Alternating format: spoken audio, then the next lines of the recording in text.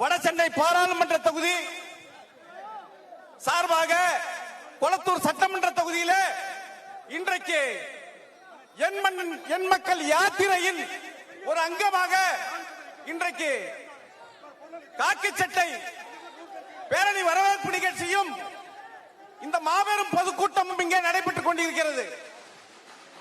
கொளத்தூர் சட்டமன்ற தொகுதியில் இன்றைக்கு தமிழகத்தின் எதிர்காலம் வருங்கால தமிழக முதல்வர் அண்ணாமலை அவர்கள் இன்றைக்கு இங்கே ஒரு வரலாற்று சிறப்புமிக்க உரையை கொடுக்க இருக்கிறார்கள். ஏனென்றால் கொளத்தூர் சட்டமன்ற தொகுதி தமிழக முதல்வர் ஸ்டாலின் அவர்களுடைய தொகுதி. தமிழகத்தின் அவல நிலையை இன்றைக்கு இந்த கொளத்தூர் சட்டமன்ற தொகுதியிலே நாம் பார்க்க முடியும். ஏனென்றால் தமிழகம் எவ்வளவு மோசமான சூழலில் இருக்கிறது என்பதற்கு இன்றைக்கு கொளத்தூர் சட்டமன்ற தொகுதியே காரணம்.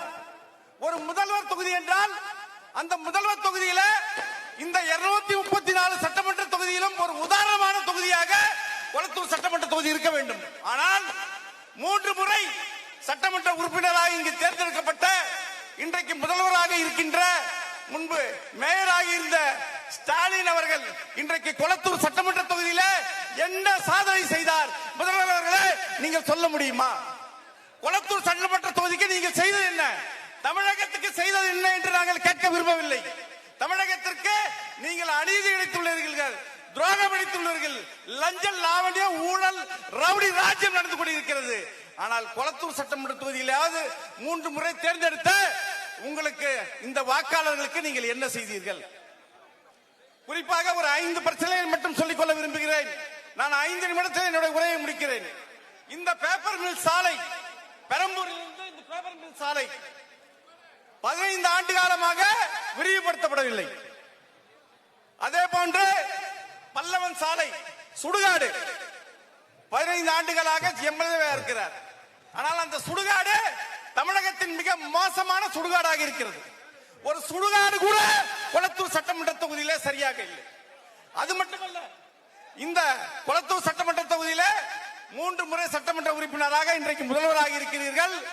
ஒரு நல்ல பள்ளிக்கூடத்தை கட்டித்தரவில்லை, ஒரு நல்ல கல்லூரியை கட்டித்தரவில்லை. இந்த கொளத்தூர் சட்டமன்ற தொகுதியில எந்த விதமான அடிப்படை வசதிகளும் இல்லை. கொளத்தூர் சட்டமன்ற தொகுதியில இன்றைக்கு கொளத்தூர் சட்டமன்ற தொகுதியில இன்றைக்கு அதாவது விளையாட்டு திடல், மாணவர்கள் குழந்தைகள் இருக்கின்ற விளையாட்டு திடலில் கூட இன்றைக்கு ஊழல் நடந்திருக்கிறது. சாலைகளிலே ஊழல். கொளத்தூர் தொகுதி என்றாலே ஊழல் மயமாக இன்றைக்கு இருக்கிறது. இதற்கெல்லாம் முடிவு கட்டத்தான் இன்றைக்கு அண்ணாமலை அவர்கள் வந்திருக்கின்றார்கள். கொளத்தூர் சட்டமன்ற தொகுதி மக்கள் அனைவருமே அண்ணாமலை அவர்களை கூப்பிடுங்கள், கொளத்தூர் சட்டமன்ற தொகுதியை காப்பாற்றுங்கள் என்று இன்றைக்கு கேட்டதன் வாயிலாகத்தான் நாங்கள் கொளத்தூர் சட்டமன்ற தொகுதியிலே மாநில தலைவர் அண்ணாமலை அவர்களை நாங்கள் வரவேற்றிருக்கிறோம். மிக முக்கியமாக ஒரே ஒரு கருத்தை சொல்லிக்கொள்ள விரும்புகிறேன். சட்டசபையில இன்றைக்கு நம்முடைய மாநில தலைவர் அண்ணாமலை அவர்களை விமர்சித்த ஒரே காரணத்திற்காக திமுகவும் அதிமுகவும் ரகசிய கூட்டணி அமைத்து அவரை விமர்சித்த ஒரே காரணத்திற்காக இன்றைக்கு அவருக்கு ஒரு இருக்கை வழங்கி இருக்கிறார்கள். இதை விட கேவலம் இல்லை. எத்தனை ஊழல் கூட்டணிகள், எத்தனை ரகசிய கூட்டணிகள் அமைத்தாலும் தமிழகத்தில் ஆட்சி மாற்றம் நிகழ்வது நிச்சயம். 2024 மாநில தலைவர் அண்ணாமலை அவர்கள் தமிழக முதல்வராவது நிச்சயம் என்று கூறிக்கொண்டு வாய்ப்பளித்து நன்றி கூறி விடைபெறுகிறேன். நன்றி, வணக்கம். இன்றைக்கு திமுகவில் இருந்து இணைப்புக்காக வந்திருக்கிறார்கள்.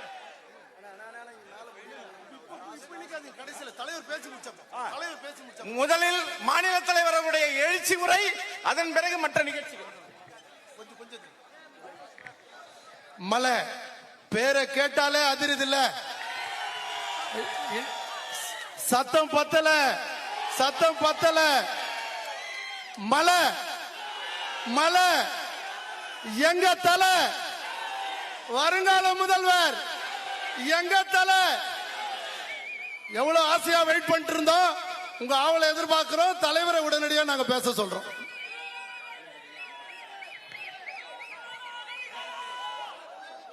வடசென்னை மேற்கு மாவட்டத்தில் நம்முடைய தானை தலைவர் தலைமையில் திராவிட முன்னேற்ற கழகத்திலிருந்து விலகி சுமார் 200 நபர்கள்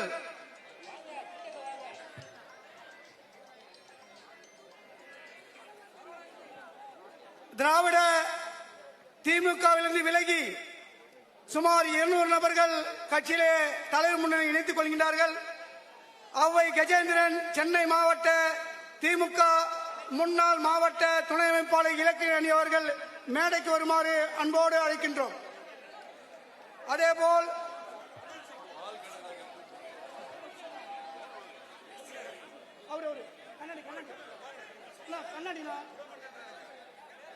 இருங்க வேலை அப்புறங்க ஏங்க அப்புறங்க அப்புறம் அதெல்லாம் ஏங்க கஜேந்திரன் கொடுங்க சார். இது தலைவர் பேசணும் நேர் மட்டும் சொல்றேன் நேராங்கன்னு சொல்லி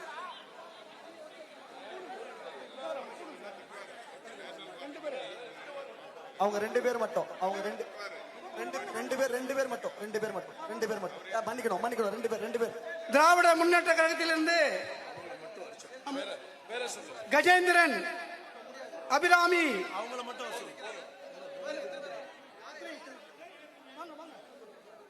நீங்களா வரலாம் தலைவர்களா. கஜேந்திரன் அபிராமி மட்டும் மேல வாங்க.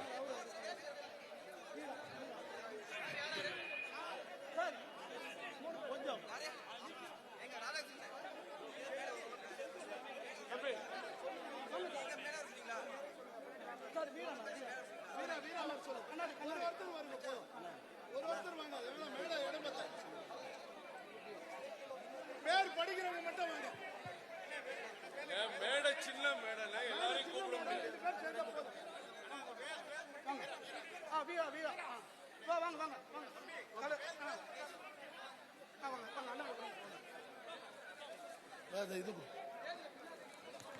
திராவிட முன்னேற்ற கழகத்தின் விலகி இப்போது தலைவர் முன்னிலையில் தன்னை பாஜகவில் இணைத்துக் கொள்கின்றார்கள்.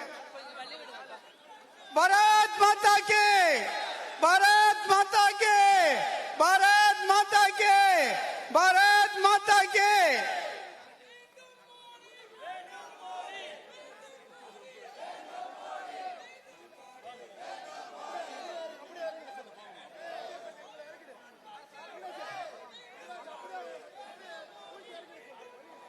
தன்னை பிஜேபியில் இணைத்துக் கொண்டார்கள். திராவிட முன்னேற்ற கழகத்தை சேர்ந்தவர்கள் அந்த கட்சியிலிருந்து விலகி நம்முடைய தானை தலைவர் முன்னிலையில் இன்று பாஜக இணைகின்றார்கள்.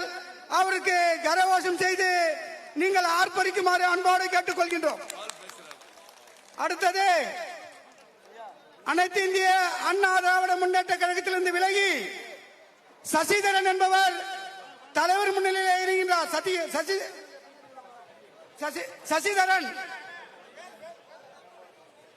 சசிதரன் அவர்கள் அனைத்து இந்திய அண்ணா திமுக கட்சியில் அனைத்து இந்திய அண்ணா திராவிட முன்னேற்ற கழகத்தை சேர்ந்த சசிதரன் அவர்கள் இப்பொழுது தலைவர் முன்னிலையில் இணைகின்றார். பாரத் மாதா கே. அனைத்து இந்திய அண்ணா திராவிட முன்னேற்ற கழகத்தை விலகி இப்போது தலைவர் முன்னிலையில் இணைகின்றார் சசிதரன் அவர்களுக்கு வாழ்த்துக்கள். அவருக்கு கைத்தட்டி கரகோஷம் செய்யுமாறு கேட்கின்றோம். அதேபோல் உமாபதி ஜெயச்சந்திரன்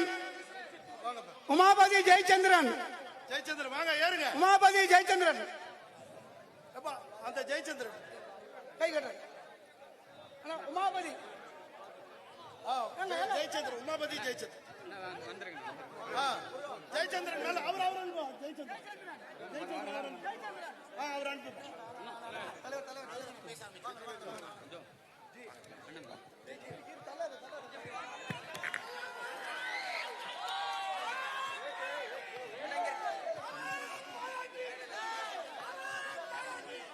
அன்பார்ந்த பெரியோர்களே, தாய்மார்களே, உங்கள் அனைவருக்கும் எங்களுடைய இனிமையான மாலை வணக்கத்தை தெரிவித்துக் கொள்கின்றோம். நம்முடைய வட சென்னை பாராளுமன்ற தொகுதி கொளத்தூர் சட்டப்பேரவை தொகுதியில நம்முடைய காக்கி சட்டை பேரணி இந்த நிகழ்வுல நம்முடைய தலைவர்கள் எல்லாம் ஒன்றாக இணைந்து உங்களை சந்தித்து இந்த நிகழ்ச்சியிலே பங்கேற்றுக் கொண்டிருக்கின்றோம். பெரும் அளவுல இந்த நிகழ்ச்சிக்கு வந்திருக்கக்கூடிய எல்லா சகோதர சகோதரிகளுக்கு முதல்ல எங்களுடைய நன்றிகளை, அந்த வாழ்த்துக்களை, வணக்கத்தை தெரிவித்துக் கொள்கின்றோம். தாய்மார்கள், சகோதரிகள், குறிப்பாக நம்முடைய ஆட்டோ ஓட்டுநர்கள் சகோதரர்கள் எல்லாம் பெரும் அளவில் வந்திருக்கிறாங்க. அமைப்பு சாரா தொழிலாளர்கள் எல்லோரும் வேறு வேறு தொழில் செய்யக்கூடிய அமைப்பு சாரா தொழிலாளர்கள் பெரும் அளவில் இந்த கூட்டத்திற்கு வந்திருக்காங்க.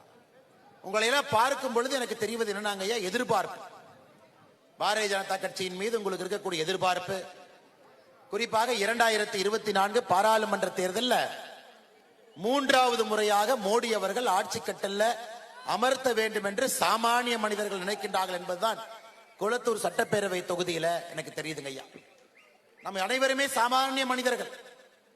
இன்னைக்கு இந்தியாவை வளர்க்கக்கூடியவர்கள், வளர்ச்சி அடையக்கூடிய இந்தியாவை இன்னும் அடுத்த கட்டத்திற்கு எடுத்துச் செல்லக்கூடியவர்கள், ரத்தம் சிந்தி உழைத்து இந்த நாட்டிற்கு தான் சம்பாதிக்கக்கூடிய பணத்தை எல்லாம் அர்ப்பணித்து, அதுல யாருமே திருட மாட்டாங்க, யாரும் லஞ்சம் வாங்க மாட்டாங்க, நாம சம்பாதிக்கிற பணத்துல நம்ம கட்டுற வரியில திரும்ப நமக்கு வரக்கூடிய மக்களுடைய பணிகளுக்காக வரக்கூடிய செயல் திட்டங்கள் அனைத்தும் நேர்மையாக வர வேண்டும் என்பதை மட்டும்தான் ஒரு சாமானிய மனிதன் எதிர்பார்க்கின்றான்.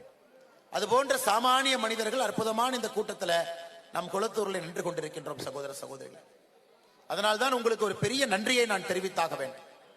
காரணம், ஒரு சாமானிய மனிதன் நினைத்தால் மட்டும்தான் அரசியல் சுத்தமாகும். ஏன்னா சாமானிய மனிதனுக்கு மட்டும்தான் அந்த லஞ்சத்தினுடைய வலியும் வேதனையும் தெரியும். கஷ்டப்பட்டு 100 ரூபாய் சம்பாரிச்சு அரசு கொடுத்து அதுல 50 ரூபாய் யாராச்சும் சாப்பிட்டுட்டு குண்டும் குழியுமா இருக்கக்கூடிய ரோடு, போட்ட ரோடு ஒரு மலைக்கே தாங்காது, ஒரு பாலம் போட்டாங்கன்னா ஒரு கனமழைக்கு தாங்காது. கொளத்தூர் போன்ற பகுதியில சென்னையிலே ஒரு ஆண்டும் பெய்யக்கூடிய மழையில 6 to 8 நாட்கள் தண்ணிக்குள்ள இருக்கணும்.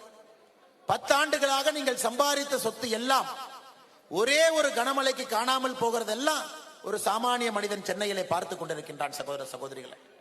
அதனால்தான் நம்முடைய தலைவர்கள் அனைவரும் ஒன்றாக இணைந்து இந்த பகுதியில காக்கி சட்டை பேரணி நடத்த வேண்டும். குறிப்பாக சாமானிய வர்க்கத்தில் இருக்கக்கூடிய சகோதர சகோதரிகளை வைத்து ஒரு கூட்டம் நடத்தப்பட வேண்டும் என்பதற்காகத்தான் இந்த கூட்டத்திலே நாம் இணைந்திருக்கின்றோம் சகோதர சகோதரிகளை. எனக்கு உங்களுக்கு தெரியும், எப்படி ஒரு சாமானிய மனிதன் ஒரு நேர்மையான ஆட்சி வேண்டும் என்று நினைக்கின்றார்களோ அப்படிப்பட்ட ஒரு சாமானிய மனிதன் இந்தியாவுடைய பிரதமராக அங்கே அமர்ந்திருக்கின்றார். இதுவரை இந்தியாவுடைய பிரதமர் எல்லாம் பாருங்கய்யா, அல்லது மாநிலத்தில் இருக்கக்கூடிய முதலமைச்சர்களை பாருங்க, அவங்க எப்படிப்பட்ட இடத்திலிருந்து வந்திருக்காங்கன்னு பாருங்க. ஒரு கர்ம வீரர் காமராஜர் ஐயாவே இன்னைக்கு கடவுளா பார்க்கிறோம். புரட்சி தலைவர் டாக்டர் எம்ஜிஆர் ஐயாவை கடவுளா பார்க்கிறோம். எதற்கு கடவுளாக பார்க்கின்றோம் என்றால், சாமானிய மனிதர்களை மையப்படுத்தி ஆட்சி இருந்தது. அவர்களுடைய ஆட்சி காலத்துல மத்தியான உணவு திட்டம் கொண்டு வந்திருப்பாங்க, ஏழை மக்களுக்காக ஒரு திட்டத்தை கொண்டு வந்திருப்பார்கள். எந்தவித லஞ்சலாவண்யம் இல்லாம மாநில அரசு தன்னுடைய செயலை செய்திருக்கும். ஆனால் ஒரு சாமானிய மனிதன் எப்பொழுதெல்லாம் ஆட்சிக்கு வருகின்றார்களோ அப்ப இந்தியாவும் வளம் பெறும், ஒரு மாநிலமும் வளம் பெறும். அன்னைக்கு மோடி ஐயாவுடைய ஆட்சியில பார்த்து கொண்டிருக்கின்றோம். 10 ஆண்டுகள் சாட்சிங்க ஐயா. பொருளாதாரத்தில் முன்னேறி இருக்கின்றோம். 2014 மோடி அவர்கள் ஆட்சிக்கு வந்த பொழுது உலகத்தில் 11வது பெரிய பொருளாதார நாடாக நாம் இருந்தோம். இன்னைக்கு 10 ஆண்டுகள் கழித்து உலகத்தினுடைய 5வது பெரிய பொருளாதார நாடாக உயர்ந்திருக்கின்றோம். 6 படிக்கட்டுகள் உயர்ந்திருக்கோங்க ஐயா. சாதாரண முயற்சி, கடின உழைப்புல, ஒரு நேர்மையான ஆட்சியில, மக்களால் வரக்கூடிய வரி பணத்தை சரியான முறையில மக்கள் திட்டங்களாக கொண்டு வந்ததன் காரணமாக வளர்ச்சி இருக்குதுங்க ஐயா. 10 ஆண்டுகள் ஆட்சியில் இருந்தாலும் கூட ஒரு குண்டூசியை திருடிவிட்டார்கள் என்கின்ற குற்றச்சாட்டை நம்முடைய மோடி ஐயாவின் ஆட்சியின் மீது வைக்க முடியாது. அந்த அளவுக்கு ஒரு நேர்மையான ஆட்சியை நாம் 10 ஆண்டு காலமாக கொடுத்திருக்கின்றோம். தமிழ்நாடு முழுவதுமே நம்முடைய எண்மண் எண் மக்கள் யாத்திரையில மக்களை சந்தித்து வலம் வந்து கொண்டிருக்கின்றோம். ஜூலை 28 ராமேஸ்வரத்தில் ஆரம்பித்த இந்த பயணங்க ஐயா, சென்னையில சில நாட்களுக்கு முன்பு 200வது தொகுதியாக நம்முடைய ஹார்பர் தொகுதிக்கு வந்து சேர்ந்தோம். இன்னும் சில நாட்கள்ல 234 கடைசி தொகுதியாக நம்முடைய பல்லடத்துல எண்மண் எண் மக்கள் யாத்திரை முடிவடைய போகுதுங்க ஐயா. 234 தொகுதிக்கு நாம் சென்றிருந்தாலும் நமக்கு மக்கள்கிட்ட பார்த்து பேசி கிடைத்திருக்கக்கூடிய உண்மை என்னன்னாங்க, தமிழகத்துல மக்கள் ஒரு நேர்மையான அரசியலை எதிர்பார்க்கின்றார்கள். சாமானிய மனிதனை மையப்படுத்தி ஒரு ஆட்சி நடக்க வேண்டும் என்று எதிர்பார்க்கின்றார்கள். எந்த விதமான லஞ்சம் இல்லாம, வரி பணத்தை முறையாக கஷ்டப்பட்டு இந்த நாட்டிற்காக மாநிலத்திற்காக என்ன வரி கட்டுறோமோ அதிலே தரமான சாலை இருக்கணும், குண்டுகுழி இல்லாத சாலை இருக்கணும். மழை நீர் வந்தால் வடிந்து செல்ல வேண்டும். ஒரு ஆண்டும் ஆட்சியாளர்கள் பொய் சொல்லி 98% முடிச்சிட்டோம். 8000 கோடி ரூபாய் செலவு பண்ணியிருக்கோம். எந்த பிரச்சனை இருக்காதுன்னு சொல்லி ஒரு ஆண்டும் மழை தண்ணீரில் அவதிப்பட்டு வடிகால் சரியாக வேலை செய்யாம, அதுவும் வட சென்னை போன்ற பகுதியில் அடிப்படை வசதியான ஒரு குடிதண்ணீர் தட்டுப்பாடு. சுதந்திரம் கிடைத்து இத்தனை ஆண்டுகள் ஆகியும் முதலமைச்சர் அவர்களுடைய தொகுதியாக இருந்தோம். தொடர்ந்து திராவிட முன்னேற்ற கழகம் இங்கே எம்எல்ஏ எம்பி அவங்களே இருந்தும் கூட அடிப்படையில் ஒரு குடிநீருக்கு இன்னைக்கு வட சென்னை கஷ்டப்பட்டு இருக்கிறோங்க ஐயா. இதையெல்லாம் மாற்ற வேண்டும். இதெல்லாம் மாற்றுங்க ஐயா. இந்தியாவில் இருக்கக்கூடிய எல்லா தலைநகரத்தை பாருங்க, இந்தியாவில் இருக்கக்கூடிய எல்லா பெரிய ஊரை பாருங்க, டெல்லியை பாருங்க, நம்முடைய இந்தியாவுடைய தலைநகர். 7க்கு 7 பாராளுமன்ற தொகுதி பாரதிய ஜனதா கட்சியினுடைய எம்பி இருக்கிறாங்க. வளர்ச்சியை பாருங்க. பெங்களூரு பாருங்க ஐயா, 3க்கு 3 பாரதிய ஜனதா கட்சி.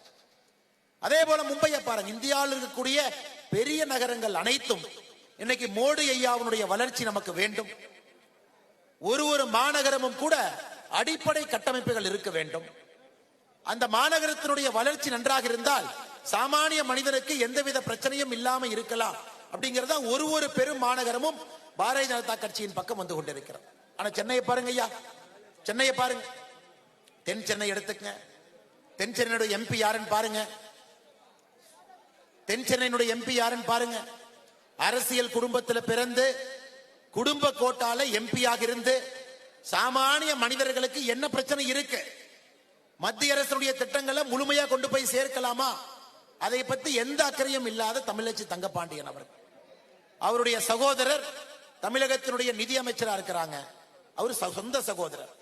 அவங்க அப்பா இதற்கு முன்பு அரசியல்ல தங்கபாண்டியன் அவர்கள் எம்எல்ஏ அமைச்சரா அவங்க இருந்தாங்க. இவங்க தென் சென்னை எம்பி. மத்திய சென்னை உங்க கேட்கவே வேண்டாம், தயாநிதி மாறன் அவர்கள் எம்பியா இருக்கிறாங்க. முரசொலி மாறன் அவருடைய பையன். உங்க தொகுதியினுடைய எம்பி ஆற்காட்டு வீராசாமி அவருடைய மகன் கலாநிதி வீராசாமி அவர்கள் உங்க தொகுதியினுடைய எம்பி. இவங்க 3 பேர்த்துக்கு நான் தெரியாம கேட்கிறேங்கம்மா, பெரியவர்கள் தாய்மார்கள் இங்க வந்திருக்கிறீங்க. இந்த 3 பேருக்கும் ஒரு சாமானிய மனிதர்களுடைய வலி என்னன்னு தெரியுங்களா? ஒரு சாதாரண மனிதன் எப்படி கஷ்டப்படுறான்னு தெரியுங்களா? அவங்க வீட்டுக்குள்ள மழை தண்ணி வந்திருக்கா? கரண்ட் இல்லாம இருந்திருக்கிறாங்களா? குழந்தைங்களுக்கு போய் இவங்களே கியூல நின்று ஃபீஸ் கட்டி இருக்கிறாங்களா? இல்ல அரசு பேருந்துல ஏறிதான் இறங்கி இருக்காங்களா? இல்ல குண்டு குழியுமாக இருக்கக்கூடிய ரோடுல நம்முடைய ஆட்டோ நண்பர்கள் இங்க வந்திருக்கிறீங்க, சகோதரர்கள் வந்திருக்கிறீங்க. தினமும் 100 கிலோமீட்டர் 150 கிலோமீட்டர் முதுகு வலி வலிக்க இந்த குண்டும் குழியும் இருக்கக்கூடிய ரோட்டுல வளைஞ்சு ஆட்டோ ஓட்டிட்டு இருக்கீங்க. அந்த வழி தெரியுமா? சாமானிய மனிதர்களுடைய எந்த வழியும் தெரியாதவர்கள் இன்னைக்கு இந்த பெரிய மாநகரம், உலகத்தினுடைய முக்கியமான மாநகரம், நம்முடைய போற்றுதலுக்குரிய சென்னை மாநகரத்தினுடைய 3 தொகுதிகளாக இருக்கக்கூடிய பாராளுமன்ற உறுப்பினர்களுக்கு எந்த அக்கறையும் இல்லாம இருக்காங்க ஐயா. இந்த முறை மாத்தணும், இந்த முறை மாத்தணும். உங்கள் அனைவருக்கும் தெரியும், மத்தியிலே 400 இடங்களை தாண்டி ஆட்சி கட்டளை அமரப்போவது பாரதிய ஜனதா கட்சி என்பது உங்கள் அனைவருக்கும் தெரியும். அதுல மாற்று கருத்து யாருக்கு இல்லைங்க ஐயா, எல்லோருக்கும் தெரியும். இன்னைக்கு ஒரே ஒரு கேள்வி, பாரதிய ஜனதா கட்சி 400 இடங்களை தாண்டுவதும் 450 இடங்களை தாண்டுவதும் உங்களுடைய கையில் இருக்கு. தமிழகத்திலிருந்து 39க்கு 39 எம்பி, வட சென்னை பாராளுமன்றத்தினுடைய எம்பி நீங்கள் பாரதிய ஜனதா கட்சி தேசிய ஜனநாயக கூட்டணியுடைய கையிலே கொடுக்கும் பொழுது 450 பாராளுமன்ற தொகுதியில மோடி ஐயாவுடைய இடதுகரம் வலதுகரம் இருப்பான். ஐயா 1 ரூபா 2 ரூபாய் இல்ல, பணத்தை கொட்டி கொட்டி கொடுக்கின்றோம். கொட்டி கொட்டி கொடுக்கிறாங்க மாநில அரசு, மாநில அரசுக்கு. மத்திய அரசு கொட்டி கொட்டி கொடுக்கிறாங்க. ஆனா மாநில அரசு அதை கிள்ளி கிள்ளி நமக்கு தர்றாங்க. சென்னையிலே பெருவெள்ளம் வந்துச்சுங்க, 6000 ரூபாய் பணம் கொடுத்தாங்க. 6000 ரூபாய் பாரதிய ஜனதா கட்சியில நாங்கள் சொல்லி இருந்தோம் 10,000 ரூபாய் கொடுக்க வேண்டும். நிறைய பேர் கேட்டாங்க, இல்ல இல்ல இந்த அண்ணாமலை என்ன சும்மா சொல்றாரு, மாநில அரசு 6000 ரூபாய் கொடுக்கறாங்க, சும்மா 10,000 சொல்றாங்க. ஐயா, மத்திய அரசினுடைய குறியீடு அடிப்படையில் உயிர் சேதம், உடைமை சேதம், 2 நாட்களுக்கு மேல ஒரு வீடுல தண்ணி இருந்தா அதுக்கு ஒரு காம்பன்சேஷன் ஃபார்முலா, ஒரு குறியீடு வச்சிருக்கிறாங்க ஐயா. அதையெல்லாம் கணக்கு போட்டு பார்த்தா 10,500 ரூபாய் கொடுக்கப்பட்டிருக்க வேண்டும். அதனாலதான் ஒரு அறிக்கை கொடுத்து மத்திய அரசு NDRFல எந்த செக்ஷன்ல எவ்வளவு பணம் கொடுக்க வேண்டும் என்பதெல்லாம் நாங்களே போட்டு 10,500 ரூபாய் கொடுங்க. உங்களுக்கு தெரியும், உங்களுக்கு வந்திருக்கக்கூடிய இந்த 6,000 ரூபாய் பணமும் கூட 75% மத்திய அரசினுடைய பணமும் 25% மாநில அரசினுடைய பணமும் தான் உங்க கைக்கு வந்திருக்கக்கூடிய 6,000. ஆனா இவங்க ஒரு கவர் எடுத்து கவர்ல முதலமைச்சருடைய போட்டோவை போட்டு அதுக்குள்ள 6,000 ரூபாய் பணத்தை வச்சுட்டு அதை வாங்கும் பொழுது 2 திமுக நண்பர்கள் வந்து செல்ஃபி எடுத்து போட்டுட்டா மக்களுக்கு தெரியாம போயிருங்களா? உங்களுக்கு வந்திருக்கக்கூடிய இழப்பீடு தொகை 6,000 ரூபாயை முதல்ல கம்மி, அது 10,500 ரூபாய் வந்திருக்க வேண்டும். வந்திருக்கக்கூடிய பணத்துல 75 விழுக்காடு மத்திய அரசினுடைய பணமும் 25 விழுக்காடு மாநில அரசினுடைய பணம். சென்னைய ஸ்மார்ட் சிட்டியாக மாற்றுவதற்கு ஏறத்தாழ 1000 கோடி ரூபாய் கொடுக்கப்பட்டிருக்கிறது. சென்னை மாறி இருக்குதுங்களா? மோடி ஐயா கொடுத்த 1000 கோடி ரூபாயில சென்னை ரோட்ல இருக்கக்கூடிய குழி குண்டு எல்லாம் போயிருச்சுங்களாங்க ஐயா? குண்டு குழி காணாம போயிருச்சா? 1000 கோடி ரூபாய் கொடுத்தும் மழைநீர் வடிகாலுக்காக இன்னொரு 1,300 கோடி ரூபாய் கொடுத்தும் இந்த ஆண்டு மழை வந்த பிறகு இன்னொரு 560 கோடி ரூபாய் பேசின் மேனேஜ்மெண்ட் கொடுத்தோம். திமுகவை பொறுத்தவரை அது ஆற்றிலே போடுகின்ற பணம் தாங்க ஐயா. ஓடுகின்ற தண்ணியில எத்தனை பணத்தை போட்டாலும் கரைச்சிட்டு போவோமோ, இன்னைக்கு திமுகவுடைய ஆட்சியில பார்த்து பார்த்து மத்திய அரசு எவ்வளவு நிதிகளை இங்கே அனுப்பினாலும் கூட சாமானிய மனிதனுடைய வாழ்க்கையில ஒரு மாற்றத்தை ஏற்படுத்தக்கூடிய நிதி அது இல்லைங்கய்யா. அதனால் நீங்கள் முடிவெடுக்கணும். மத்தியிலே ஆட்சி மோடி, அது மோடி அவர்கள் தனி பெரும்பான்மையில வரப்போறாங்க. திராவிட முன்னேற்ற கழகத்தினுடைய ஆட்சி தெரியுங்கய்யா. 2022 ஆகஸ்ட்ல இந்தியா டுடே பத்திரிகையில ஒரு முதலமைச்சருடைய செயல்பாடை பத்தி ஒரு கட்டுரை போட்டிருந்தாங்க. முதலமைச்சர் பாத்தீங்கன்னா அந்த பத்திரிகையை தூக்கிட்டு ஒரு வாரம் சுத்திட்டு இருந்தார். இந்தியனுடைய பத்திரிகையில பாருங்க, 61% தமிழக மக்கள் நான் நன்றாக ஆட்சி செய்திருக்கின்றேன் என்று சொல்றாங்கன்னு அந்த ஒரு பத்திரிகையை தூக்கிட்டு சுத்திட்டு இருந்தார். 61% தமிழ் மக்கள் 2022 ஆகஸ்ட்ல நான் நன்றாக செயல்படுகின்றேன் என்று சொல்லுகின்றார். இதற்கு முன்பு போன வாரம் வந்த இந்தியாவுடைய அதே பத்திரிகை 2 ஆண்டு கழித்து தமிழக மக்களுடைய கருத்து கணிப்புல இன்னைக்கு அது 36% மாறியிருக்கு. இப்ப அந்த பத்திரிகையும் தூக்குறது கிடையாது, அதை பத்தி பேசுறதும் கிடையாது. எந்த அளவுக்கு நம்முடைய முதலமைச்சர் அவர்கள் மீது தமிழகத்திலே அதிருப்தி இருக்குன்னு நீங்க பாருங்க ஐயா. 2 ஆண்டுகள்ல மக்களுடைய ஆதரவு 61 விழுக்காடுல இருந்து இன்னைக்கு 31 விழுக்காடுல அதே இந்தியா டுடே பத்திரிகையில அதே தமிழகத்தில் எடுக்கப்பட்ட ஆய்வின்படி இன்னைக்கு மாறி இருக்கு. ஆனா இன்னைக்கு திமுக காரங்க யாருமே இந்த புராணத்தை பத்தி பேசுறது இல்லை. சகோதர சகோதரிகளே, தமிழ்நாடு முழுவதும் இந்த ஆட்சியின் மீது வெறுப்பு, இந்த ஆட்சி தவறு செய்கின்றார்கள் என்பதை மக்கள் தெளிவாக புரிந்திருக்கின்றார். இந்த ஆட்சி ஒரே ஒரு குடும்பத்துக்காக மட்டும்தான் இருக்கு. குளத்தூருடைய எம்எல்ஏ யாருங்கம்மா? ஸ்டாலின் ஐயா இல்ல. இந்த பெரிய பெரிய நிறுவனங்கள்லாம் பாத்தீங்கன்னா அவங்க வேலையை அவுட் சோர்ஸ் பண்ணிடுவாங்க. பாத்திருக்கீங்களா?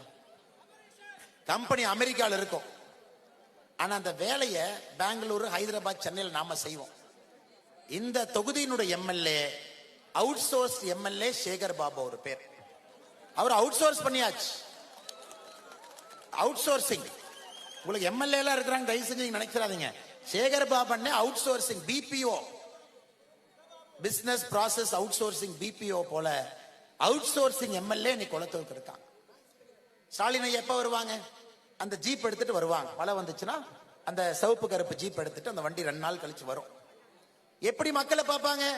இந்த பக்கம் 3 பேர் தொத்திக்கிட்டு இருக்காங்க, இந்த பக்கம் 3 பேர் தொத்திட்டு இருக்காங்க, முன்னாடி 2 பேர் தொத்திட்டு இருக்காங்க, பின்னாடி 2 பேர் தொத்திட்டு இருக்காங்க. எப்ப வண்டியை நிறுத்தி உங்கள்கிட்ட எப்ப கேட்க போறாங்க? அண்ணே நல்லா இருக்கீங்களா, எப்படி இருக்கிறீங்க, திட்டங்கள்லாம் வந்து சேருதா, தொகுதி எப்படி இருக்கு? அவர்கள் பேசுவதற்கு கூட சுத்தி இருக்கிறவங்க விட போறது கிடையாது. இந்த பக்கம் தொத்திக்கிட்டு இருக்காங்க, அந்த பக்கம் தொத்திக்கிட்டு இருக்காங்க. Out source MLA Sekar Babu அவர்கள் எப்படி குளத்தூர் முன்னேற பாருங்க. இந்தியா முழுவதும் முதலமைச்சருடைய தொகுதியை போய் பாருங்க எப்படி இருக்கு. தமிழகத்துல முதலமைச்சருடைய தொகுதி எப்படி இருக்குன்னு பாருங்க. மழை வெள்ளத்துல எந்த அளவுக்கு கஷ்டத்திலே குளத்தூருடைய மக்கள் இருந்தாங்க, குறிப்பாக இந்த வட சென்னை பகுதியினுடைய மக்கள் இருந்தாங்கன்னு ஒரு நிமிஷம் நீங்க பாருங்க. அதனால் நீங்கள் மறந்து விடக்கூடாது. இன்னைக்கு நமக்கு சென்னைக்கு தேவைங்கய்யா பாரதிய ஜனதா கட்சியினுடைய தொலைநோக்கு பார்வை இருக்கக்கூடிய பாராளுமன்ற உறுப்பினர் இன்னைக்கு நமக்கு வேணும். தண்ணி பிரச்சனையை தீர்க்கணும், அடிப்படை கட்டமைப்புகளை கொண்டு வர வேண்டும். சாமானிய மக்களை மையப்படுத்தி ஆட்சி இருக்கணும். நம்முடைய ஆட்சியில மோடி அவர்கள் உறுதியாக இருக்கின்றார்கள். 3வது முறை உங்களுடைய அன்பையெல்லாம் பெற்று ஆட்சிக்கு வரும் பொழுது இப்ப 5வது பெரிய பொருளாதார நாடாக இருக்கின்றோம். 2028 முடியும் பொழுது 3வது பெரிய பொருளாதார நாடாக மாறும். இதனால் நமக்கு என்ன லாபங்க? இல்லைங்கன்னா நீங்க மைக்ல சொல்றீங்க, கேட்கறதுக்கு நல்லா இருக்கு. மோடி ஐயா வரும் பொழுது 11வது பெரிய பொருளாதார நாடுனீங்க, இன்னைக்கு 5ங்கிறீங்க, 2028 3ங்கிறீங்க. இதனால எனக்கு என்னங்கன்னா லாபம்? சரியான கேள்விதானே ஐயா. நீங்கள் வளர்ந்தால் மட்டும்தான் ஒரு நாடு வளரும். 2014 ஒரு சராசரி ஒரு இந்தியனுடைய வருமானம் 86,000 ரூபாய். இன்னைக்குங்க ஐயா 1,96,000 ரூபாய், 2 மடங்கு நம்முடைய சராசரி வருமானம் உயர்ந்திருக்கிறது. இன்னைக்கு உலகத்தினுடைய 3வது பெரிய பொருளாதார நாடுனா நீங்க $5 டிரில்லியன் அப்படின்னா இன்னும் நீங்க 1 மடங்கு வளரும். இன்னைக்கு எவ்வளவு இருக்கிறீங்களோ இன்னும் 1 மடங்கு வளரும். அப்படி இருக்கும் பொழுது இந்த வாய்ப்புகள் நமக்கு வரும். இன்னைக்கு ஆட்டோ டிரைவர் அண்ணன் இருக்கிறீங்க. தமிழ்நாட்டில் சில கட்சிகள் சொல்றாங்க ராமர் கோவில் கட்டி, ராமர் கோவில்லாம் நமக்கு என்னையா பிரயோஜனம்? இந்த டிவி எல்லாம் போட்டீங்கன்னா நைட் அந்த விவாதத்துல பேசுறாங்க. 4 பேர் வந்து ராமர் கோயிலை கட்டுனால சாதாரண மக்களுக்கு என்னங்க ஐயா லாபம்? நான் சொல்றேங்கம்மா, நீங்க கேளுங்க. உலகத்துல ஒரு கோவிலுக்கு, மசூதிக்கு, சர்ச்சுக்கு எல்லா மக்களும் போறாங்க. இஸ்லாமியர்கள் வந்து மசூதிக்கு போறாங்க, கிறிஸ்தவர்கள் சர்ச்சுக்கு போறாங்க, இந்துக்கள் கோயிலுக்கு போறாங்க, எல்லா மதமும் எல்லா இடத்துக்கும் போறாங்க. இன்னைக்கு சவுதி அரேபியால மெக்காங்கய்யா நம்முடைய இஸ்லாமிய சொந்தங்கள் தன்னுடைய புனித ஹஜ் யாத்திரைக்காக ஒரு ஆண்டுக்கு 2 கோடி பேர் போறாங்க. அதன் மூலமாக சவுதி அரேபியாவுக்கு வரக்கூடிய வருமானம் $12 பில்லியன். அவ்வளவு பணம் வருதுங்க. ஹஜ்ஜுக்கு போறனால, இஸ்லாமிய சொந்தங்கள் போறனால சவுதி அரேபியாவுக்கு வரக்கூடிய வருமானம். கிறிஸ்தவ நண்பர்கள் வேட்டிக்கனுக்கு போறாங்க, போப்ப பார்க்க. போன ஆண்டு 80 லட்சம் பேர் போனாங்க ஐயா ஒரே ஆண்டுல. வேட்டிக்கனுக்கு வந்த வருமானம் $315 மில்லியன் அமெரிக்க ரூபாயில சொல்றாங்க. திருப்பதிக்கு 2.5 கோடி பேர் போனாங்க. போன ஆண்டு திருப்பதிக்கு வந்த வருமானம் 1200 கோடி.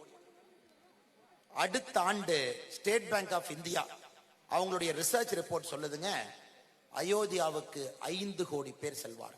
5 கோடி பேர், 5 கோடி பேர் போறாங்க. பரவாயில்லைங்கன்னா சாமி கும்பிடுறாங்க, அதனால நமக்கு என்ன லாபம்? இந்த 5 கோடி பேர் அயோத்தியாவுக்கு போறனால உத்தரப்பிரதேசத்திற்கு அதன் மூலமாக வரக்கூடிய வருமானம் 4 லட்சம் கோடி. நல்லா யோசிச்சு.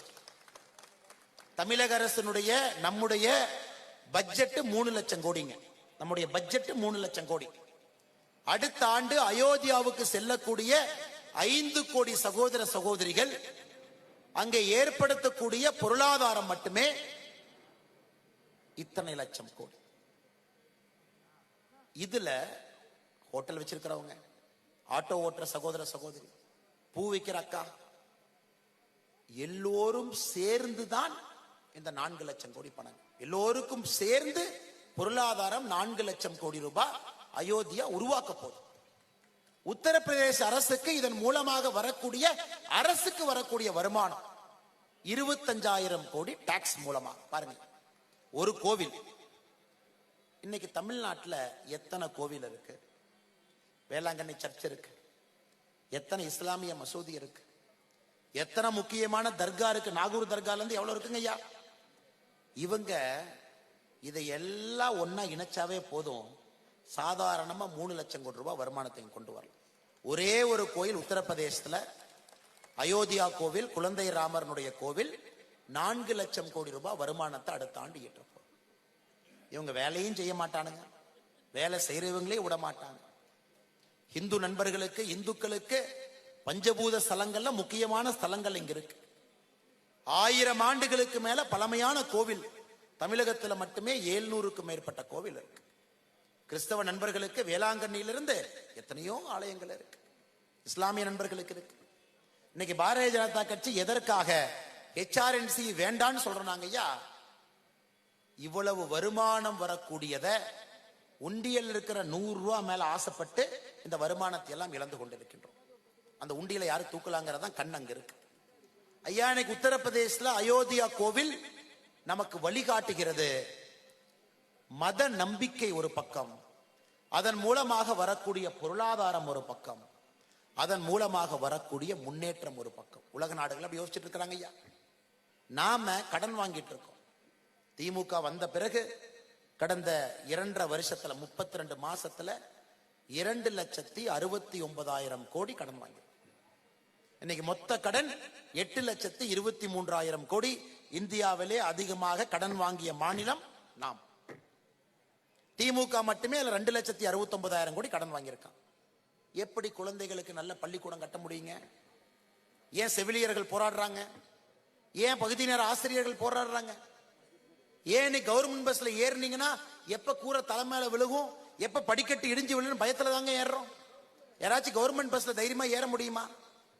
நேத்து ஒருத்தர் சொன்னார், அண்ணே ஒரு ஊர்ல வெளியூர் போறதுக்காக பஸ் பிடிப்போம், ஆனா சென்னையில மட்டும்தான் வெளியூர் போய் பஸ் பிடிப்போம். வெளியே போறதுக்கு கிளம்பாக்கம் பஸ் ஸ்டாண்ட பாருங்க. அதாவது வெளியே போறதுக்கு வெளியூர் போறதுக்கு பஸ் பிடிப்போம், ஆனா சென்னைக்காரங்க நாம வெளியூர்ல போய் பஸ் பிடிச்சு வெளியே போவோம். எதுக்கு? நல்லா தாங்க கோயம்பேடு இருந்தது, என்னங்க பிரச்சனை? அதை போய் ஒரு பஸ் ஸ்டாண்டை ஓபன் பண்ணி அங்க எந்த வசதி இல்லாம கொடுமையாக மக்களை கொடூரமாக, மக்கள் மீது எந்த நம்பிக்கை இல்லாம எத்தனை பிரச்சனை பாருங்க. சென்னைக்குள் இருக்கக்கூடிய பிரச்சனையை மட்டும் பாருங்க. அடிப்படை கட்டமைப்பு, சுகாதாரம். இன்னொன்னு பாருங்க ஐயா, நெஞ்சு எவ்வளவு வலிக்குது பாருங்க. 2020, 21, 22 இந்த ஆண்டுகள்ல ஸ்வச்ச பாரத், தூய்மை பாரதத்துல சென்னைக்கு கொடுக்கப்பட்ட ரேங்க் 44. அப்படின்னா இந்தியாவில் இருக்கக்கூடிய எல்லா நகரத்துல 44வது ரேங்க் நம்ம.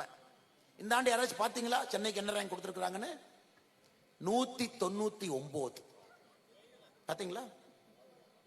199. ஏன் 199 கொடுத்திருக்காங்க ஐயா? 45ல இருந்து 44ல இருந்து ஏன் 199க்கு போனோம்? சென்னையில உற்பத்தியாகக்கூடிய குப்பைகள்ல வெறும் 12% குப்பைகள் மட்டும்தான் அப்புறப்படுத்தப்படுகிறது. 88% குப்பைகள் அப்புறப்படுத்தல. இந்த குப்பையை தூக்கி இங்க வை. அங்க ஒருத்த மால் கட்டுறானா, அவன் மேயரை பார்த்து மினிஸ்டர் சரி கட்டி அந்த குப்பையை தூக்கி அங்க வைப்பான். அங்க ஒருத்தன் பில்டிங் கட்டுறானா அபார்ட்மெண்ட், அந்த குப்பையை தூக்கி அங்க வைப்பான். சென்னையை சுத்தி குப்பை மட்டும் மாறிட்டு இருக்கு. கவனிச்சிங்களாங்க ஐயா? நான் பார்த்துருக்கேன். என்னையா அது, போன மாசம் எங்க குப்பை கிடங்கு இவ்வளவு பெருசு இருந்தது, அதை கிளீன் பண்ணிக்கிட்டு இருப்பாங்க. எனக்கு தெரியும், ஓ யாரோ மால் கட்டுறாங்க, யாரோ பெரிய ஆள் போய் சரி கட்டிட்டார்.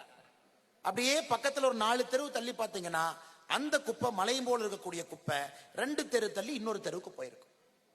அதனால் சகோதர சகோதரிகளே, சென்னை நகர்ல இன்னைக்கு வாழுவதற்கு நாம் கஷ்டப்பட்டு கொண்டிருக்கின்றோம். கஷ்டப்பட்டு இருக்கிறோம் ஐயா. குடிக்கிற ஒரு சுத்தமான தண்ணீரை ஒரு அரசுனால கேரண்டி பண்ணி கொடுக்க முடியலைங்க.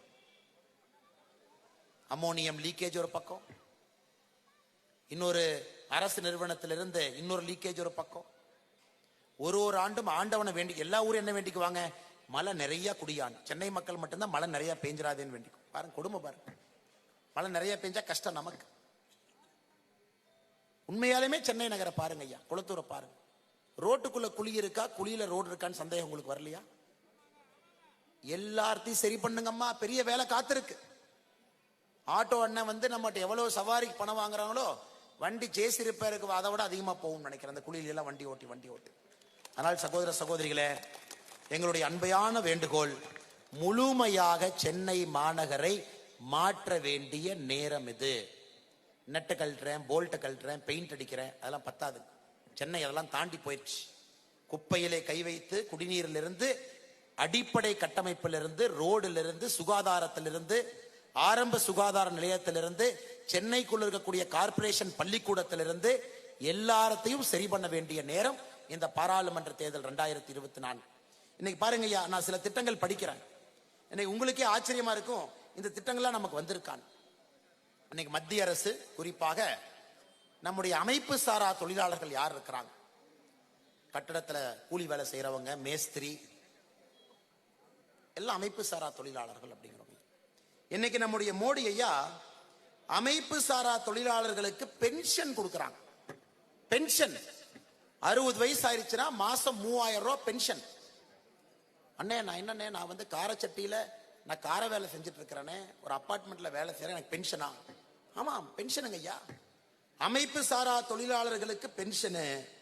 அதற்கு மாசத்துக்குங்க ஐயா, யாருக்கு பென்ஷன் வேண்டுமோ ஒரு மாசத்துக்கு 18 வயசுல இருந்து 40 வயசுக்குள்ள நீங்க பிரீமியம் கட்டணும். அதற்கான பணத்தை மாசம் மாசம் கட்டிக்கிட்டே வரணும். 55 ரூபா 18 வயசா இருந்தா மாசம் 55 ரூபா கட்டணும். உங்களுக்கு 40 வயசா இருந்தா மாசம் 200 ரூபா கட்டணும்.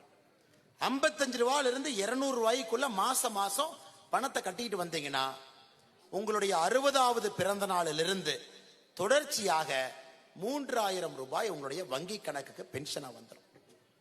மாநில அரசு கேம்ப் போடுறது இல்லைங்க. இதெல்லாம் எம்பியினுடைய வேலை. எம்பி வந்து எங்கே அமைப்பு சாரா தொழிலாளர்கள் இருக்கிறாங்களோ உங்களுடைய கூட்டமைப்பை சந்தித்து இங்க வாங்கம்மா ஒரு இது போடுறோம், எல்லாம் வந்து நில்லுங்க, ஆதார் அட்டை கொடுங்க, வங்கி கணக்கு கொடுங்க, போன் நம்பரை கொடுங்க, 3 இணைச்சிடலாம். கிடையாது. இன்னைக்கு தமிழகத்தில் பாத்தீங்கன்னா வெறும் 2,57,134 பேர் தான் திட்டத்தில் இருக்கிறாங்க. ஐயா மோடி ஐயா அந்த திட்டத்திற்கு மன்தன் யோஜனான்னு ஒரு பேர் வச்சிருக்கிறாங்க. PMSYM அப்படின்னு ஒரு திட்டங்க. ஐயா வெறும் 2,57,134 பேர் தான் அமைப்பு சாரா தொழிலாளர்கள் மாதாந்திர பென்ஷன் திட்டத்தில் இருக்காங்க. ஐயா நீங்க புரிஞ்சுக்கணும், நீங்க 55 ரூபா கட்டினா மோடி ஐயா 55 ரூபா உங்களுக்கு கட்டுறாங்க. நீங்க 200 ரூபா கட்டினா மோடி ஐயா 200 ரூபா கட்டுறாங்க.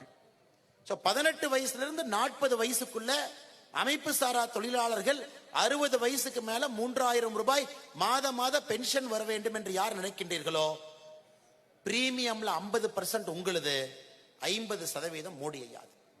ஆனா இந்த திட்டத்தை மாநில அரசு செயல்படுத்த வேண்டும் என்று சொல்லி இருக்கின்றோம். இது பிஜேபி காரங்க செய்ய முடியாது. மாநில அரசை நம்பி மோடியை அந்த திட்டத்தை கொடுத்திருக்கிறாங்க. இன்னைக்கு உத்தரப்பிரதேசல பாருங்க, ஈஸ்ட் ராம்னு ஒரு அட்டை வாங்கணும். அமைப்பு சாரா தொழிலாளர்களுக்கு இந்தியா முழுவதுமே ஒரு அடையாள எண் கொடுக்கிறாங்க. தமிழகத்துல அதை பெற்றவர்கள் பாத்தீங்கன்னா 2,17,95,000 பேர், 2,17,00,000 பேர் பெற்றிருக்காங்க. ஐயா யூபியில பாத்தீங்கன்னா இதை விட 8 மடங்கு அதிகமா பெற்றிருக்காங்க. எங்கேயெல்லாம் பாரதிய ஜனதா கட்சி கீழையும் பாரதிய ஜனதா கட்சி மத்தியம்ல இருக்கோ மத்திய அரசுடைய திட்டத்தை 100% முழுமையா கொண்டு போறாங்க. எத்தனை அமைப்பு சாரா தொழிலாளர் கோடிக்கணக்கான மக்கள் இருக்கிறாங்க. அதுல வெறும் 2,57,000 பேருக்கு மட்டும்தான் 3000 ரூபாய் பென்ஷன் என்றால் ஏத்துக்க முடியுமாங்க ஐயா? இன்னைக்கு பாருங்க, வருஷத்துக்கு 20 ரூபா, வருஷத்துக்கு 20 ரூபா கட்டினீங்கன்னா ஒரு திட்டம், பிரதான் மந்திரி சுரக்ஷா பீமா யோஜனா ஒரு திட்டங்க ஐயா. வருஷத்துக்கு 20 ரூபா கட்டிட்டீங்கன்னா ஆக்சிடென்டல் டெத், நாம் பணி செய்யும் பொழுது பணியில் இருக்கும் பொழுது நமக்கு ஏதாவது ஒரு பிரச்சனையாகி இறந்துட்டாங்கன்னா அமைப்பு சாரா தொழிலாளர் நேரடியாக அவருடைய குடும்பத்துக்கு 2 லட்சம் ரூபாய், பணியில் இருக்கும் பொழுது காயம் பட்டாங்களா 1 லட்சம் ரூபாய், வருஷத்துக்கு 20 ரூபாய்ங்க ஐயா. வருஷத்துக்கு 20 ரூபாய், மாசத்துக்கு 1,500 ரூபாய். தமிழகத்துல இதுல எவ்வளவு பேர் பயன்பெற்று இருக்காங்கன்னா 1,93,23,23,000 பேர். இது பரவாயில்லைங்க. 1,93,00,000 பேர் பயன்பெற்று இருக்கிறாங்க. இதுவும் மோடி ஐயா நமக்காக கொடுக்கிறாங்க. அடுத்து மோடி ஐயா நினைக்கின்றார்கள் யாருமே மலக்குழியிலே பணி செய்யக்கூடாது, மலக்குழியில எந்த ஒரு சகோதர சகோதரியும் பணி செய்யக்கூடாது என்பதற்காக அது போன்ற பணியில யாராச்சும் இருந்தாங்கன்னா விட்டுட்டு வெளியே வந்த உடனே முதல் நாள் 40,000 ரூபாய், அடுத்த 2 ஆண்டுகள் பயிற்சி மாசத்துக்கு 3,000, அதன் பிறகு 5 லட்சம் ரூபாய் லோன் கொடுத்து புதிதாக ஒரு வேலையை ஆரம்பிக்கலாம். இந்த திட்டமும் மோடி ஐயா கொண்டு வந்திருக்கக்கூடிய திட்டம். ஆனா தமிழகத்துல மலக்குழியில சட்டத்திற்கு புறம்பாக இங்க இருக்கிறவங்க நிறைய பேர்த்த வேலை வாங்குறாங்க. ஒருவர் கூட இந்த திட்டத்துல 5 லட்சம் ரூபாய் மத்திய அரசிலிருந்து கடன் பெறவில்லைங்க ஐயா. தமிழகத்துல மலக்குழியிலே பணி செய்தவர்கள் கடந்த 6 ஆண்டுல 58 பேர் இறந்திருக்கிறாங்க. 58 பேர். இதுவும் மத்திய அரசுடைய திட்டம். அமைப்பு சாரா தொழிலாளர், சாலையோர வியாபாரிகள், பஜ்ஜி கடையக்கா, பூக்கடையக்கா, சாலையோரத்துல கடை போட்டு வியாபாரம் செய்யக்கூடிய சகோதர சகோதரிகள் வட்டி இல்லா கடன் சுவநிதியில வட்டி இல்லாம 10,000 ரூபாய் கட்டி முடிச்ச உடனே 20,000 வட்டி இல்லாம, 20,000 கட்டி முடித்தவுடன் வட்டி இல்லாம 50,000, 10,000, 20,000, 50,000 எந்த கேள்வியும் கேட்காம சாலையோரத்திலே பணி செய்யக்கூடிய சகோதர சகோதரிகளுக்கு சுவநிதி திட்டம் மூலமாக தமிழகத்துல 3,64,000 பேர்த்துக்கு திட்டம். இதை பத்தி எம்பி எப்பாச்சும் பேசியிருக்காருங்களா? கேம்புக்கு போட்டிருக்காரா? இந்த மாதிரி உங்களுக்கு இந்த மாதிரி திட்டம் இருக்கு சேர்த்துறேன்னு சொல்லியிருக்காங்களா? இல்லைங்க ஐயா. இது அனைத்தும் இங்க இருக்கக்கூடிய திட்டம். எனக்கு சகோதரிகள் இங்க இருக்கிறீங்க, சொந்தமாக ஒரு தொழில் ஆரம்பிக்கணும்னு நினைக்கிறீங்க, 1 லட்சத்திலிருந்து 50 லட்சம் ரூபாய் வரை சுய தொழிலுக்கு மோடி ஐயா கொடுக்கிறாங்க. தமிழகத்தில் கடந்த 3 ஆண்டுகளை மட்டுமே 17,337 பேர் இந்த திட்டத்திலே பயனடைந்திருக்கின்றார். முத்ரா திட்டத்தை பத்தி சொல்லவே வேண்டாங்க ஐயா. நிறைய பேர் இங்க முத்ரா திட்டத்திலே பயன்பெற்றவர்கள் இந்த அரங்கில் அமர்ந்திருக்கிறீங்க. தமிழகத்தில் மட்டுமே 2 லட்சம் கோடி ரூபாய் கொடுக்கப்பட்டிருக்கிறது. 50,000 ரூபாய்க்கு வரைக்கும் வாங்கலாங்க ஐயா.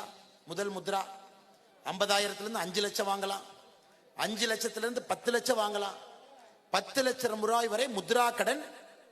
டெய்லர் கடையில வேலை செய்யற டெய்லர் அக்கா ஆரம்பிச்சு சின்ன தொழில் யாரு செய்யறாங்க, வங்கிக்கு போனா கடன் கொடுக்க மாட்டாங்க, அவர்களுக்காக முத்ரா திட்டம் தமிழகத்துல 2 லட்சம் கோடி ரூபாய் நாம் கொடுத்திருக்கின்றோம். ஐயா, நம்ம பேச்சு மட்டும் இல்ல, அமைப்பு சாரா தொழில் இருக்கக்கூடிய எல்லா சகோதர சகோதரிகளுக்கும் இது மோடி ஐயா இத்தனை திட்டத்தை கொண்டு வந்திருக்கின்றார். எங்களுடைய கோபம், இதை செய்ய வேண்டிய எம்பி செய்வதில்லை, இதை செய்ய வேண்டிய மாநில அரசு அக்கறையோடு செயல்படுவதில்லை. எல்லாவற்றையும் தாண்டி அடிப்படை கட்டமைப்புக்காக இவ்வளவு பணம் கொடுத்தும் கூட ஊழல் பெருச்சாலைகள் அதை சாப்பிட்டுங்க ஐயா. அடிப்படையில் எந்த விதமான ஒரு கட்டமைப்பும் திராவிட முன்னேற்ற கழகத்தினுடைய அரசு உருவாக்கவில்லை. அதனால்தான் எங்களுடைய தாழ்மையான வேண்டுகோள், இந்த முறை ஒரு முறை வட சென்னையில நீங்க மாத்தி யோசிச்சு மோடி ஐயாக்கு ஒரு வாய்ப்பு கொடுக்கணும். இது முழுவதும் மாற்றுவதற்கு நீங்க வாய்ப்பு கொடுக்கணும். நாம மாத்துவோங்க ஐயா. அடிப்படையிலிருந்து எல்லாத்தையும் சரி பண்ணும். குடிதண்ணீரிலிருந்து, மழைநீர் வடிகாலிலிருந்து, உள்கட்டமைப்பிலிருந்து, சென்னை மாநகர இவங்க சும்மா சிங்கார சென்னைன்னு எழுதி வச்சா சிங்கார சென்னை ஆயிருங்களாங்க ஐயா. சிங்கார சென்னைன்னு போர்டு எழுதி வச்சா சிங்கார சென்னை ஆயிருமா? இன்னைக்கு உண்மையாலும் சென்னையை ஒரு உலக தரம் வாய்ந்த ஒரு தலைநகராக மாற்ற வேண்டும் என்றால் மோடி ஐயாவுடைய கையில சென்னையை ஒப்படைக்க வேண்டிய நேரமும் காலமும் 2024 தேர்தலில் வந்துருச்சுங்க ஐயா. நிச்சயமாக நீங்கள் இதை செய்ய வேண்டும். இன்னைக்கு ஆட்டோ அண்ணன் இருக்கிறீங்க ஐயா. திமுகவுடைய தேர்தல் வாக்குறுதி, சென்னை உள்ளிட்ட மாநகரத்துல நகரத்துல சொந்தமாக ஆட்டோ ஓட்டும் தொழிலாளர்கள் தமிழ்நாடு தொழில் முதலீட்டு கழகம் மூலமாக அல்லது வங்கி கடன் மூலமாக ஆட்டோ வாங்குவதற்கு அரசு 10,000 ரூபாய் மானியம் கொடுக்கும். திமுகவுடைய தேர்தல் வாக்குறுதியை உங்களுக்கு படிச்சுட்டேன் ஐயா. நாங்க பாரத பிரதமர் அவர்கள் தொழில் முனைவோர் திட்டத்தில் ஆட்டோக்கு மட்டுமே 5 லட்சம் ரூபாய் வரை 35% மானியத்தில் நாங்க கொடுக்கிறோம். அதற்காக தலைவர் இங்க இருக்கிறாரு பாருங்க, ராதாகிருஷ்ணன். நம்ம கிட்ட அமைப்பு சாரா தொழிலாளர் பிரிவு இங்க இருக்கு. நம்முடைய மாநிலத்தினுடைய பொறுப்பாளராக அண்ணன் இருக்கிறாங்க ஐயா. பிரதம மந்திரி தொழில் முனைவோர் திட்டத்தில் ஆட்டோ, ஒரு ஆட்டோ 2 ஆட்டோ 5 லட்சம் ரூபாய் வரைக்கும் நீங்க வாங்கிக்கலாங்க ஐயா. 35% மானியம். இவங்க 10,000 ரூபாய் கொடுக்கறேன்னு கொடுக்கவே இல்லை. நாம் தமிழகத்திலே கொடுத்து கொண்டிருக்கின்றோம். யாராவது நண்பர்கள் அண்ணன் எங்களுக்கு தெரியல, நாங்க வாங்கணும், நாங்க வாங்காம இருக்கோம் அப்படின்னா அண்ணன் ராதாகிருஷ்ணன் அவர்கள் இந்த நிகழ்ச்சி முடிஞ்சு மேடையில் இங்கேயே இருப்பாங்க. அவரை சந்தித்து இந்த நிகழ்ச்சியிலே நீங்கள் பயனடைய வேண்டும் என்கின்ற அன்பான வேண்டுகோளை இங்க வந்திருக்கக்கூடிய நம்முடைய ஆட்டோ ஓட்டுநர் சகோதர சகோதரிகளுக்கு நான் தெரிவித்துக் கொள்கின்றேன் ஐயா. சாலையோர வியாபாரிகளுக்கு கூட்டுறவு வங்கிகள் மூலமாக 15,000 ரூபாய் கொடுப்போம். 1 ரூபாய் திமுக கொடுக்கல. ஆனா நாமங்க ஐயா சுவநிதி மூலமாக வட்டி இல்லாம 10,000, கட்டி முடிச்சா 20,000, கட்டி முடிச்சா 50,000. திமுக சொல்லி இருக்கக்கூடிய 2 தேர்தல் வாக்குறுதி அமைப்பு சாரா தொழிலாளர்களுக்கு 2மே செய்யல. ஆனால் நாம் சொல்லாமல் உங்களுக்கு 7 திட்டங்களை கொண்டு வந்து செயல்படுத்தி கொண்டிருக்கின்றோம். இருக்கக்கூடிய சகோதர சகோதரிகளுக்கு இந்த நேரத்தில் உங்கள் எல்லாருக்கும் நன்றி சொல்ல வேண்டிய நேரம். அதே நேரத்தில் இந்த அற்புதமான கூட்டத்தை வடிவமைத்து நாம் எல்லாம் இங்கு இருப்பதற்கு காரணமாக இருக்கக்கூடிய தலைவர்களுக்கு நன்றி சொல்ல வேண்டிய நேரமும் காலமும் இது. வட சென்னை பாராளுமன்றத்தினுடைய அமைப்பாளர் புகழ்பெற்ற வழக்கறிஞர் அண்ணன் பால் கனகராஜ் அவர்கள் நம்மோடு இருக்கின்றார்கள். அவருக்கு என்னுடைய நன்றிகள், அந்த வாழ்த்துக்களை வணக்கங்களை தெரிவிச்சு ஐயா. வட சென்னை பாராளுமன்றத்தினுடைய இணையமைப்பாளர், பாரதிய ஜனதா கட்சியினுடைய மாநில செய்தி தொடர்பாளர் அண்ணன் ANS பிரசாத் அவர்கள் நன்றிகள், அந்த வாழ்த்துக்களை வணக்கங்களை தெரிவிச்சுக்கிறேன். வட சென்னை பாராளுமன்றத்தினுடைய பொறுப்பாளர், உங்களுக்கு தெரியும் அண்ணனுக்கு அறிமுகமே தேவையில்லை, பெப்சி யூனியனுடைய தலைவராக இருந்து இந்த பகுதியில் பெரிதும் மக்களால் மதிக்கக்கூடிய அண்ணன் பெப்சி சிவா அவர்களுக்கு என்னுடைய வாழ்த்துக்களை வணக்கங்களை தெரிவித்துக் கொள்கின்றேன். மாநிலத்தினுடைய துணைத் தலைவர் இந்த பகுதியினுடைய பொறுப்பாளர் கண்ணியமிக்க ஒரு அரசியல் தலைவர் அண்ணன் கருநாகராஜன் அவர்களுக்கு நன்றி இழந்த வாழ்த்துக்களை வணக்கங்களை தெரிவித்துக் கொள்கின்றேன். மாநிலத்தினுடைய செயலாளர் அருமை சகோதரர் சதீஷ்குமார் அவர்கள் மிக கடுமையாக இந்த நிகழ்ச்சிக்காக உழைத்திருக்கின்றார்கள். அவருக்கும் நான் நன்றிகளை தெரிவித்துக் கொள்கின்றேன். மத்திய அரசு நலத்திட்ட பிரிவினுடைய மாநில தலைவர் அண்ணன் லோகநாதன் அவர்களுக்கு, வடசென்னை மேற்கு மாவட்டத்தினுடைய தலைவர், இந்த பகுதியினுடைய தலைவர், இந்த நிகழ்ச்சி நடப்பதற்கு முழு காரணமாக இருந்து நம்முடைய தொண்டர்கள் எல்லாம் ஒருங்கிணைத்து நம்ம எல்லாம் சந்திப்பதற்கு ஏற்பாடு செய்து கொடுத்த அருமை மாவட்ட தலைவர் அண்ணன் கபிலன் அவர்களுக்கு நன்றி கலந்த வாழ்த்துக்களை வணக்கங்களை தெரிவித்துக் கொள்கின்றேன்.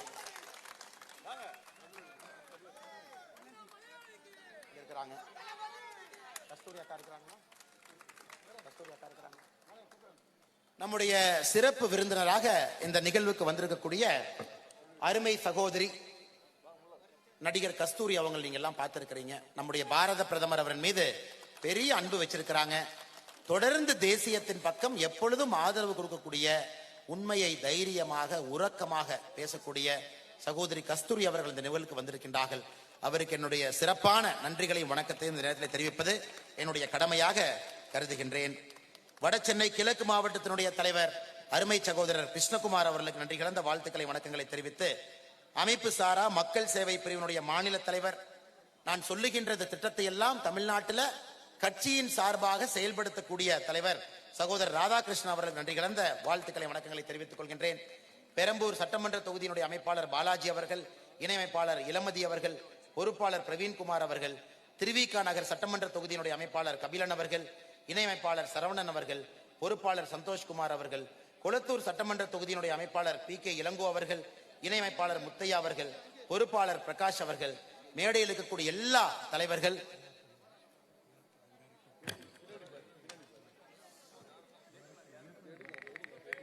இன்னொரு சிறப்பு விருந்தினராக நம்மோடு இந்த நிகழ்ச்சியிலே பங்கேற்கக்கூடிய சினிமாவிலே பிரபலமான இயக்குநராக கூடிய ஐயா யாருக்கண்ணன் அவர்கள் இங்கே வந்திருக்கின்றார்கள்.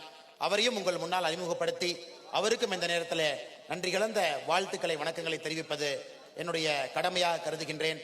ஐயா யாருக்கண்ணன் அவர்களுக்கும் நன்றி கலந்த வாழ்த்துக்களை வணக்கங்களை தெரிவித்துக் கொள்கின்றேன்.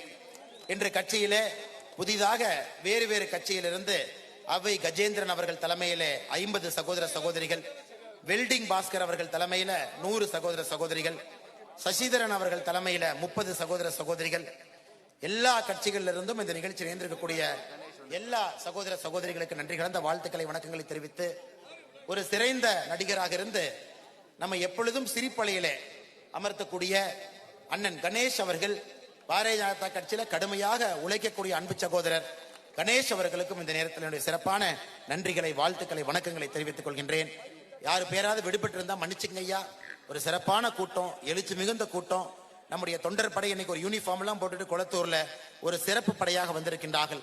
அவர்களுக்கும் இந்த நேரத்தில் நன்றி கலந்த வாழ்த்துக்களை வணக்கங்களை, நம்முடைய பத்திரிகை நண்பர்களுக்கு பொறுமையாக இந்த நிகழ்ச்சியிலே காத்திருந்து பாரதிய ஜனதா கட்சிக்கு எங்களுடைய ஆதரவு முழுமையாக இருக்கிறது என்பதை உறக்கமாக சொல்லிக் கொண்டிருக்கக்கூடிய எல்லா சகோதர சகோதரிகளுக்கு, பெரியோர்களுக்கு, தாய்மார்களுக்கு, சிறப்பான பாதுகாப்பு அளித்துக் கொண்டிருக்கக்கூடிய நம்முடைய காவல்துறை நண்பர்களுக்கும் இந்த நேரத்தில் என்னுடைய தாழ்மையான வணக்கத்தை, நன்றிகளை தெரிவித்துக் கொண்டு என்னுடைய உரையை முடித்துக் கொள்கின்றேன். நன்றி, வணக்கம். பாரத் மாதா கி.